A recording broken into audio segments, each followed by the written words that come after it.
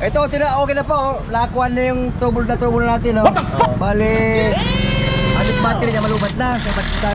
Alright mga kaligot, so welcome back ulit tayo sa ating channel kung saan ito po ulit tayo sa ating motor pag troubleshoot, kung saan ay ito po ay Honda Beat na ating troubleshoot at yan nakita nyo ay ating dinaklas para masipat natin kung saan na nagkaroon ng problema, kung saan ito yung kasama sa rin dahilan ng ating pagbabaklas hindi pa natin na-shoot yung kanyang nagiging main problem na kanyang motor.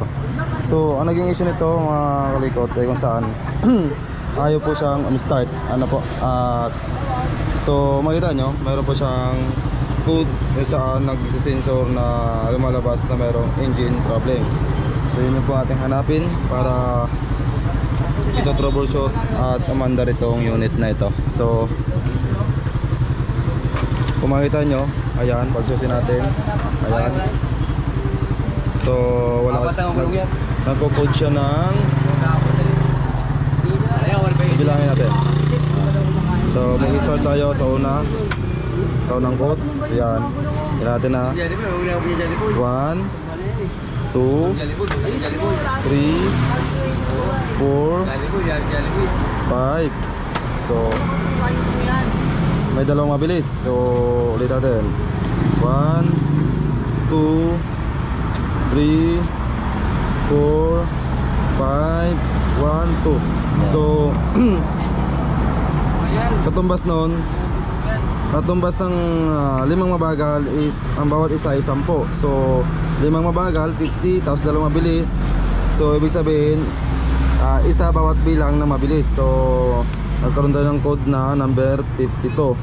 Ulitin natin na 1, 2, 3, 4, 5, 1, 2. So yun, tama, code 52.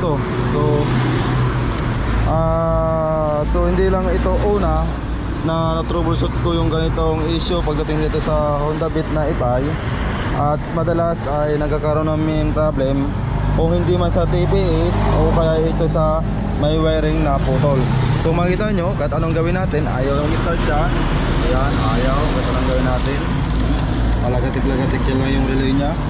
Kumbaga ano na yan? Palit tayo ng bagong motor, Honda Beat. Ito po, balik kikiluin na lang to. Tapos? Kikiluin na lang to. Kikiluin na lang. Video ka to, pwede na paraan, baka makakaan na paraan. Very good. Huwag ating madali niyan. Ito na.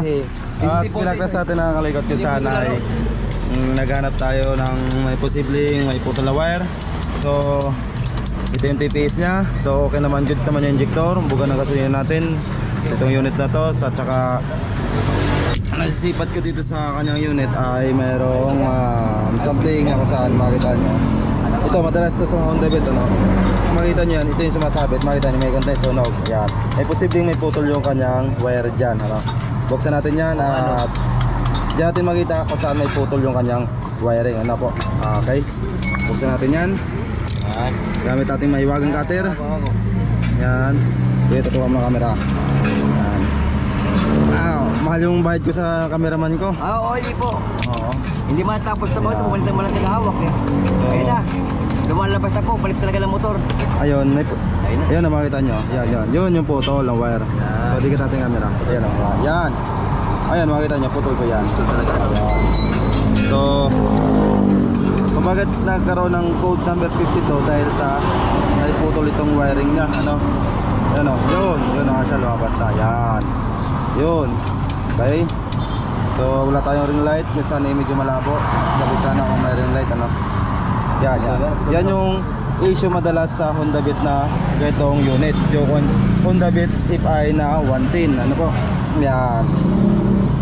Kasi tuwing malulubakan, ito yung nagko-coast, sumasabit yan dyan, yung sumasabit. Ano? Sa katagalan na panahon, sabagay sa tagal na rin ng unit na to, naging issue talaga to. Sabagay nagkakaroon ng photo.